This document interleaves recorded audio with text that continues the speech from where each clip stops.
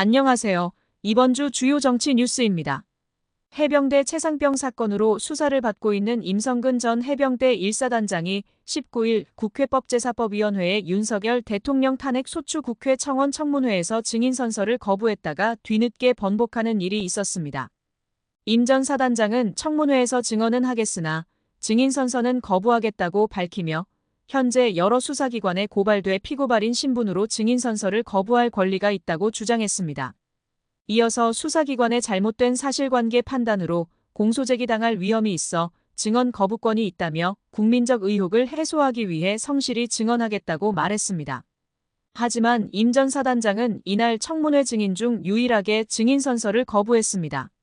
지난달 법사위에서 열린 해병대 최상병 사망사건 수사 외압 의혹에 관한 특별검사법 입법 청문회에서도 비슷한 이유로 증인 선서를 거부한 바 있습니다. 당시 이종섭 전 국방부 장관과 신범철 전 국방부 차관도 증인 선서를 거부했으나 이번 청문회에서는 증인 선서를 했습니다.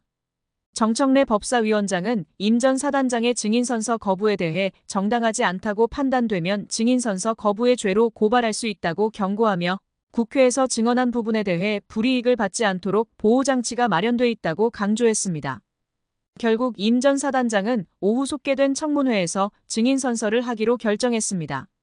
한편 19일 열린 국회법제사법위원회의 윤석열 대통령 탄핵 소추안 즉각 발의 요청에 관한 청원 청문회에서 여야가 정면 충돌했습니다. 회의장 진입을 막으려는 국민의힘 의원들과 들어가려는 야당 의원들 간의 몸싸움이 벌어졌고 회의 내내 서로를 향한 고성과 반말 삿대질 등이 이어졌습니다. 국민의힘은 이날 청문회를 탄핵용 불법 청문회로 규정하며 국회 본청법사위 회의장 앞에서 반대 농성을 벌였습니다.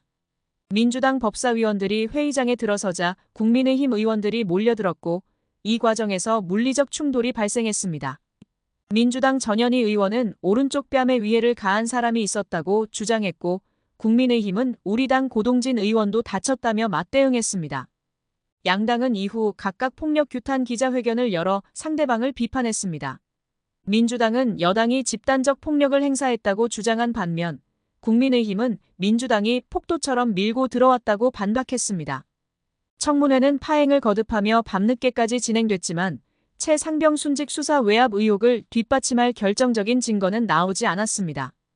이에 대해 일부에서는 민주당이 단독으로 진행한 청문회가 재탕이 아니냐는 지적도 나왔습니다.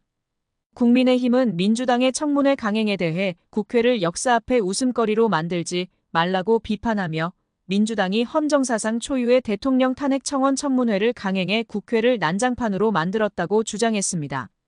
김혜란 국민의힘 대변인은 민주당은 자신들이 내세운 명분과는 무관하게 몸싸움과 고성이 난무한 동물 국회를 시연하며 증인 겁박과 망신 주기에 몰두했다고 말했습니다.